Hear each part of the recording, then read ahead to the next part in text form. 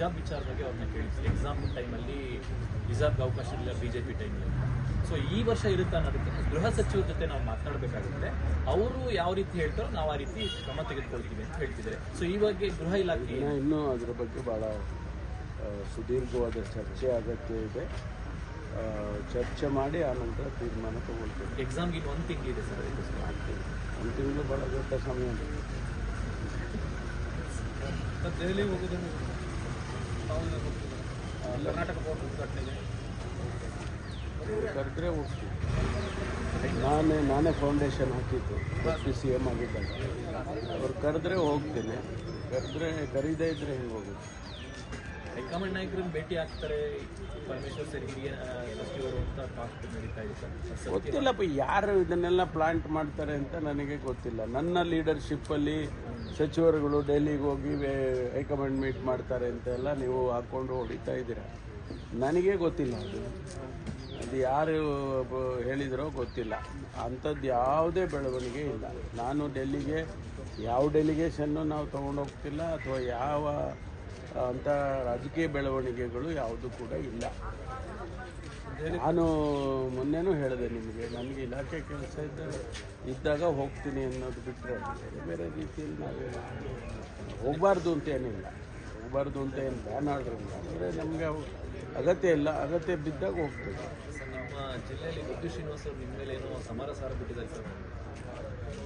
ನೀವು ಮತ್ತು ರಾಜಣ್ಣ ಅವರು ಅವ್ರನ್ನ ಸೋಲ್ಸುತ್ತೆ ಪ್ರಾಮಾಣಿಕ ಕೆಲಸ ಮಾಡೋರಿಗೆ ಸಮಸ್ಯೆ ಜಾಸ್ತಿ. ಹೌದು, ನಾವು ಹಂಗೆ ಅಂದ್ಕೊಂಡಿದ್ವಿ. ನಾವು ಪ್ರಾಮಾಣಿಕವಾಗಿ ಕೆಲಸ ಮಾಡೋರೆ, ನಮಗೂ ಸಮಸ್ಯೆ. ಪದೇ ಗುಬ್ಬಿ ಶ್ರೀನಿವಾಸ್ ಅವರು ನಿಮ್ಮ ಮತ್ತೆ ರಾಜಣ್ಣ ಅವ್ರ ಬಗ್ಗೆ ಮಾತಾಡ್ತಾ ಇದ್ದಾರೆ. ಪದೇ ಏನಿಲ್ಲ, ಈ ಚುನಾವಣೆಯಲ್ಲೇ ಮಾತ್ರ ಆ ರೀತಿ ಮಾತಾಡಿದ್ದಾರೆ. ನಾವೆಲ್ಲ ಸ್ನೇಹಿತರುಗಳು, ಒಂದೇ ಪಕ್ಷದಲ್ಲಿದ್ದೀವಿ. ಇವೆಲ್ಲ ಬರ್ತಾ ಹೋಗ್ತಾ ರಾಜಕೀಯದಲ್ಲಿ ಇದೆಲ್ಲ ನಡೆಯೋದೇ ಇಲ್ಲ. ನಾವು ಪರ್ಮನೆಂಟ್ ಸಿಸ್ಟಮ್ ಮಾತಾಡ್ತೀವಿ. ಅದಕ್ಕೆ ನನಗೇನು ಮಾತಾಡದೇ ಇರೋದು ಅಂತ ಅಂಥದ್ದೇನಿಲ್ಲ. ಮಾತಾಡದೆ ಮಾತುಗಳು ಬಿಡೋವಷ್ಟು ರಾಜಕಾರಣ ಇಲ್ಲ.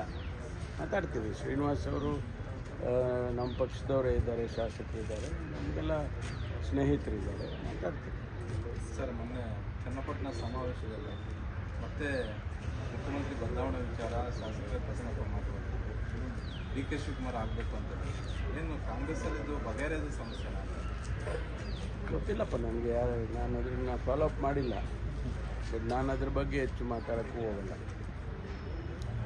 ಸರ್, ಇನ್ನು ಕುಮಾರಸ್ವಾಮಿ ಅವ್ರದ್ದು ಒಂದು ಹಿಂದಿನ ಡಿನೋಟಿಫಿಕೇಶನ್ ಪ್ರಕರಣದ ಹಿನ್ನಡೆ ಆಗಿದೆ ಸರ್. ಹಳೆ ಪ್ರಕರಣ, ಅದಕ್ಕೆ ಯಾವ ರೀತಿಯಾಗಿ ಕೋರ್ಟೇ ಹೇಳಿದೆ, ಕಾನೂನು ಕ್ರಮ ಯಾವ ರೀತಿಯಾಗಿ ಇಲ್ಲ, ಅವರೇ ತೀರ್ಮಾನ ಮಾಡಬೇಕಲ್ಲ. ಸುಪ್ರೀಂ ಕೋರ್ಟೇ ತೀರ್ಮಾನ ಮಾಡಬೇಕು. ಇದರ್ ವೇ ಅವ್ರ ಪರವಾಗಾದರೂ ಆಗಲಿ, ವಿರುದ್ಧವಾಗಲಿ ಅವರೇ ತೀರ್ಮಾನ ಮಾಡಬೇಕು. ನಾವು ಹೆಂಗೆ ಹೇಳೋಕ್ಕಾಗುತ್ತೆ? ಆ ಪ್ರಕರಣದ ಬಗ್ಗೆ ಕೋರ್ಟಲ್ಲಿದೆ ಅಂತ ಅಷ್ಟೇ ನಾವು ಅಂದ್ಕೊಂಡಿರೋದು. ಅದ್ರ ತೀರ್ಮಾನ ಅವ್ರು ಮಾಡಬೇಕು. Supreme court